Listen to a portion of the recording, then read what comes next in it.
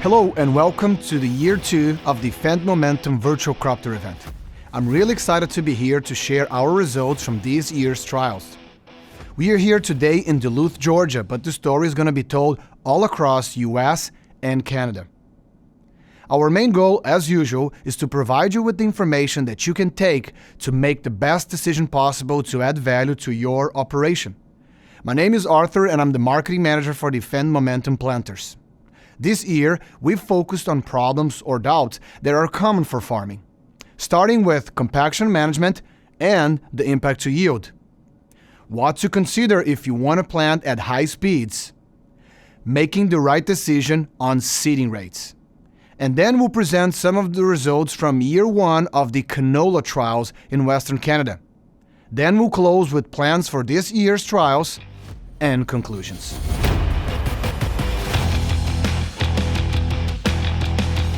What does 40,000 pounds do to your soil? That's the average weight of a fully loaded central field planter with liquid fertilizer. So compaction is a problem present in every single field around the world. Everyone wants the capacity and the efficiency of a central field planters, but most people don't even know how much yield they are losing because of compaction. Besides that, almost every planter and tractor setup in the market has pinch-rows. And all this can cost you money.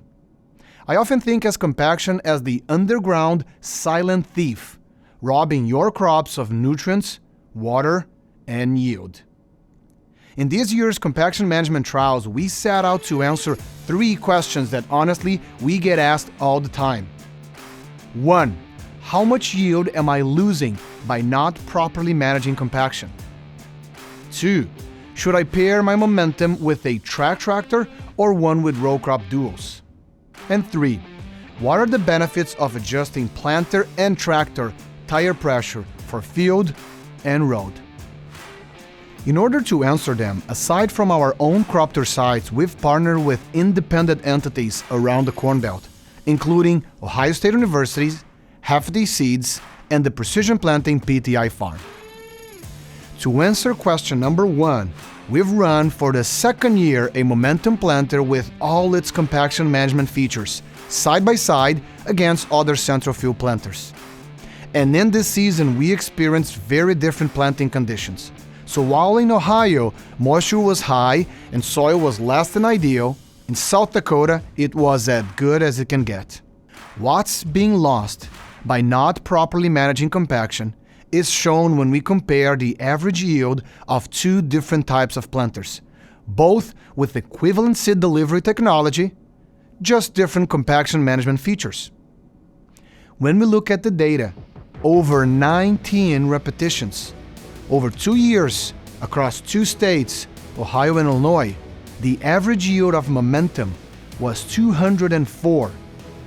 Whereas the John Deere 1775 NT and 1770 NT planters, it was 199 bushels an acre, showing a 5 bushels an acre difference. Remember, these trials were run by independent research entities, planting the same hybrid in the same field, the same day, side by side, multiple passes for 2 years in a row. Let's now go to our other side-by-side trial planted in South Dakota in 2021. We see here that the compaction-originated yield loss was minimum. Why is that? You can see that the yield on center section and the wings were the same on both planters. This is because when planting conditions are excellent and planters are not carrying high-capacity weight, the compaction problem will have less impact to yield. So when we compare both planters, total yield, they were about the same. So the advantage of Momentum ended up being that it was carrying 1,000 gallons of fertilizer and more seed, thus the ability to cover more acres in less time, versus the 2150 case planter was carrying nearly half of the fertilizer capacity and less seed, which would result in twice as many refill stops to cover the same acres. The conclusion is that when soil moisture and planting conditions are wet and the threat of compaction is high, not having compaction management features can cost you significant yield. But on the other hand, if planting conditions are very good, there's probably going to be minimal yield loss due to compaction. In the end, we all know how often we have to plant in less than ideal conditions. Are you really going to bet on excellent planting conditions for every field? For question number 2, let's go to our OSU trial last year where we planted the field with a Fendt track tractor 943 MT side by side with a Fendt wheel tractor 936 with row crop duals and Varigrip, both pulling the same 16-row 30-inch spacing Momentum planter. Note that the Fendt Momentum planters have the inline tandems, so when paired with a track tractor, the whole field will have 0 pinch rows. While when paired with a wheel tractor with row crop duals, every pass will have the 2 pinch rows from the tractor. At least for this first year of testing in 30-inch row spacing corn, it really didn't make a big yield difference what tractor configuration was used. So the decision rests on what's the best match for your operation. If we just look at the impact to the soil, the track tractor, when paired with Momentum, leaves fewer total tracks than the wheel tractor with duals, which results in overall less field area being compacted. On the flip side, a track tractor will have higher initial investment, will have higher maintenance cost, and if you do a lot of roading, it will limit your speed. Bottom line is there are benefits for both track and wheel tractor with duals. So what we're bringing to you are some of the differences and benefits for each one. For last, keep in mind that this testing was done in 30-inch spacing corn and in one region of the Corn Belt. And since yield results may differ in a narrow row spacing and in other regions, we'll continue doing more testing in other situations this year and further. Now, on to question number 3. The main benefits of a central tire inflation system comes down to increased tire life, resulting in less maintenance cost, higher flotation, and grip. We all know we should increase our tire pressure while on the roads, and then drop the pressure for field work to increase flotation and traction. But unless you have a central tire inflation system, you probably won't do it in 10 or more tires, one by one. Momentum with low logic, paired with a Fendt tractor with Varigrip, is the only complete solution in the industry where both tractor and planter can be operated in the field at low tire pressure. Why is that important? Well, when you drop the tire pressure on a VF tire, the footprint essentially duplicates, resulting in the same weight now spread over twice as much area, reducing pressure to the ground and therefore less surface compaction. The biggest feedback we get from farmers is that with low logic, they can barely see where the planter ran in the field, because at the lower tire pressure and increased flotation, we significantly leave less of a rut. That's when we know we are reducing compaction. And then later, when you need to move from one farm to the other, because every farmer needs to road, you hit road mode and inflate the tires, having less threads rubbing against the asphalt, less grip, saving fuel, and increasing your tire life. So now, let's recap our 3 answers. First, how much yield am I losing by not properly managing compaction? You could be losing 5 bushels an acre by not having the proper compaction management features. Second, should I pair Momentum to a track tractor or a row crop duals tractor? After 1 year of research, we would state, if you have a lot of roading to do, a tractor with row crop duals and tire inflation is the best match. If not, a track tractor will minimize compaction. Third, what are the benefits of adjusting planter and tractor tire pressure for field and road? Reduce maintenance and fuel cost combined with less compaction and more traction.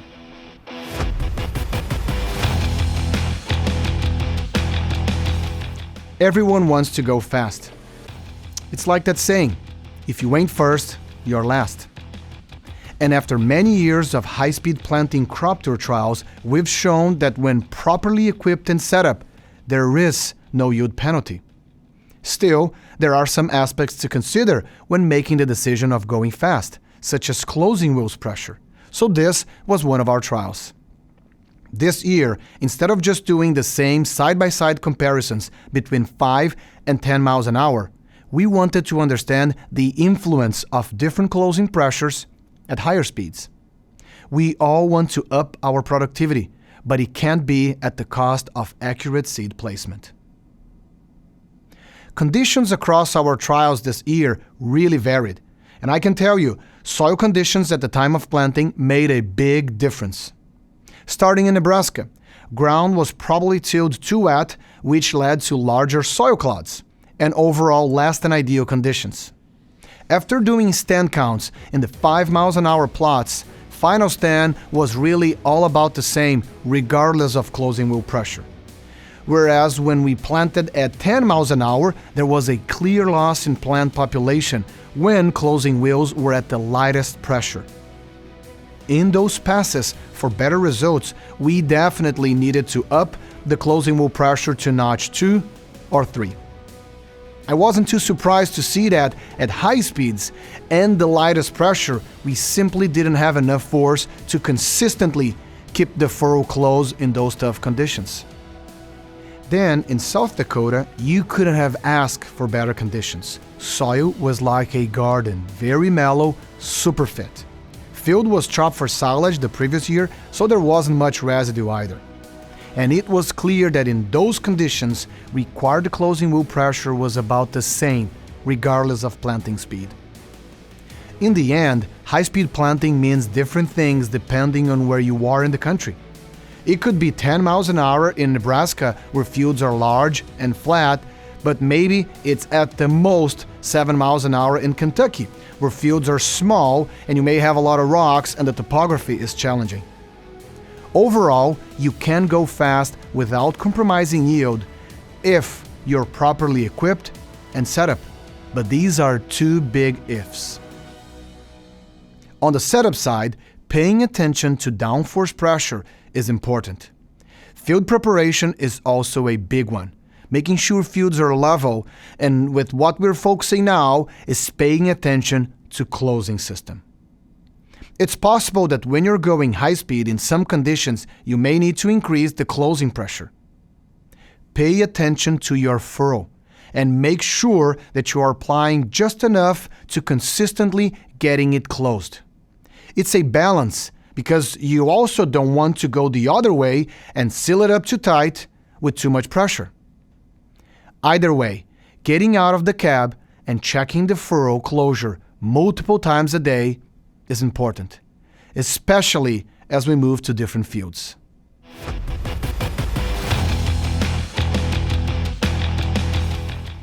Average seed cost for corn now is over $100 per acre. It's one of the most expensive variable input costs, after fertilizer, of course. So choosing the right rate that not only maximizes yield, but also maximizes the dollar return to seed cost is very important. And the problem is that seeding rate decision is something we have to think about and decide every year with every field and for every hybrid. And maybe I also want to do variable rate seeding across the field. So how do I know that I am always making the best decision? So something new that we did at one of our crop tour plots this year in South Dakota was doing our own plant population trial, where we compared 4 different seeding rates: 28, 32, 36, and 40,000 seeds per acre. And at least in that field where we had a drier than normal growing season, and with that hybrid, the population that returned the highest yield was 34,000 plants per acre. Now, with that being said, the point of this trial is definitely not to provide an exact seeding rate recommendation, because we all know that the optimum population for a given field is going to depend on a lot of factors, like what hybrid it is, what soil type, what region you are, and also what's the growing season looking like. The point of this trial was really just to provide an example of how easy it is with today's planting technologies to conduct your own trial in order to dial in your inputs, like a seeding rate decision that will provide the maximum return. You know, population is one of those topics that's been studied a lot. But as new genetics roll out, different management practices come in play, it is always good to reevaluate your optimum plant population. And the best way to do that is through your own trials. It is simple. Pick a representative part of the field. Plant at least 4 separate strips of different seeding rates by adjusting the rate in the monitor. Ideally, the rates should differ by more than 4,000 seeds per acre. Record those passes in your 2020 monitor as a unique hybrid name. And then, in the fall, harvest the yield results with a well-calibrated monitor. It is best if you can do multiple replications of those different strips and change the sequence throughout the field in order to account for field variability and increase your sample size. Remember, the most applicable results to you are the ones done on your farm. Just like how we've done crop tour plots all across the world, doing your own on-farm trials is the best way to learn, get better, and increase your profit.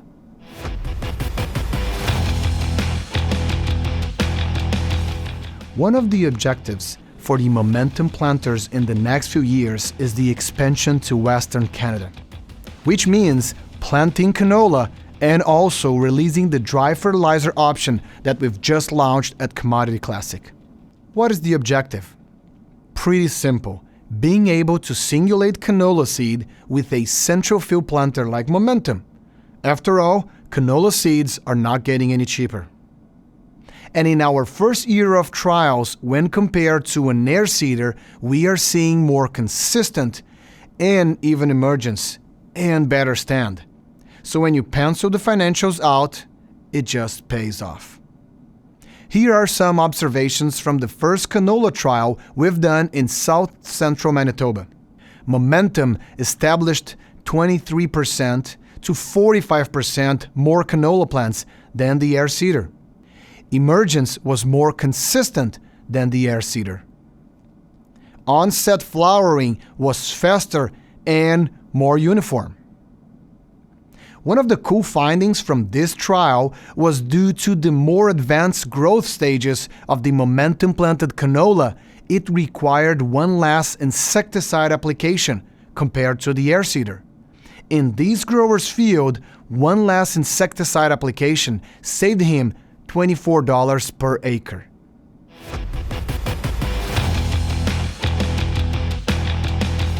So where do we go from here?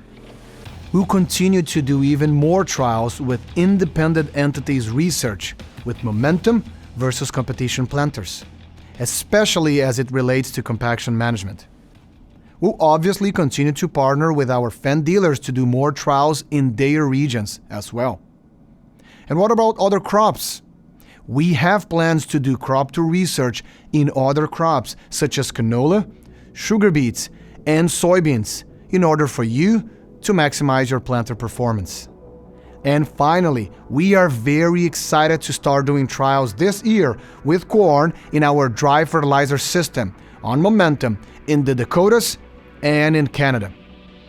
So now let's go over our findings and final recommendations based on what we've learned from our trials. Having the proper compaction management features in our trials showed Momentum with 5 bushels an acre higher than John Deere planters. Pinch rows are villains, and soil compaction an underground thief. So the best way to maximize compaction management is pairing Momentum with a track tractor. However, if you have to do a lot of roading between fields, a tractor with row crop tools and tire inflation system can get you the compaction management and transport efficiency. Having a tire inflation system on tractor and planter is a complete way of managing surface compaction. Reduce tire rutting depth, increase traction, reduce fuel cost, and increase tire life, resulting in less maintenance cost. If you want to plant at high speed, pay attention to your furrow and closing wheels. In tough conditions, there's a high chance that you'll need to bump the pressure up so you don't lose stand and yield. For our fields, the best population was 34,000. But there's no recipe, and since there are so many factors, our recommendation is do your own trials and figure out the best seeding rates for your fields, and then maximize your return. We are singulating canola with great stand and emergence. So when you calculate the yield and financial benefits, it's an easy decision to change from drilling to planting. Be on the watch for more canola trials with Momentum and dry fertilizer. We'll continue to partner with independent research entities for trials. And we'll keep adding both crops and locations to our own trials in partnerships with our Fendt dealers. We are looking forward to the dry fertilizer trials this year, and we'll share the results once again in our next virtual crop tour event. Once again, it was a pleasure to present this to you. And for more information, visit us at our website, Fendt.com, and our social medias at Fendt North America to learn what the Fendt Momentum planters can do for your operation.